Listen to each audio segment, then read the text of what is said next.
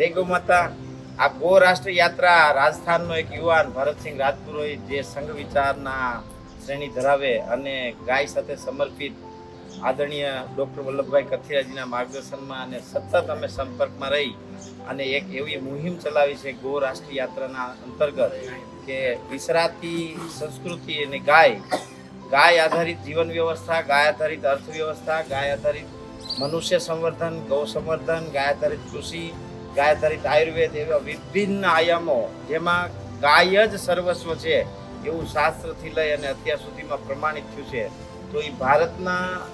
ગાય આધારિત વ્યવસ્થાના પુનરુત્થાન માટે એક ગો રાષ્ટ્ર યાત્રાનું નિર્માણ છે ને આજે ગુજરાતના રાજકોટમાં કિસાન ગૌશાળામાં આદરણીય ડૉક્ટર વલ્લભભાઈ કથિરિયા તેમજ આદરણીય મેયર સાહેબજી રાજકોટ એવા સનિષ્ઠ લોકોના અને વરિષ્ઠ લોકોના માર્ગદર્શનમાં આજનો અહીંયા કાર્યક્રમ છે અને અહીંથી આગળ મહારાષ્ટ્રમાં ગો રાષ્ટ્ર યાત્રા જશે.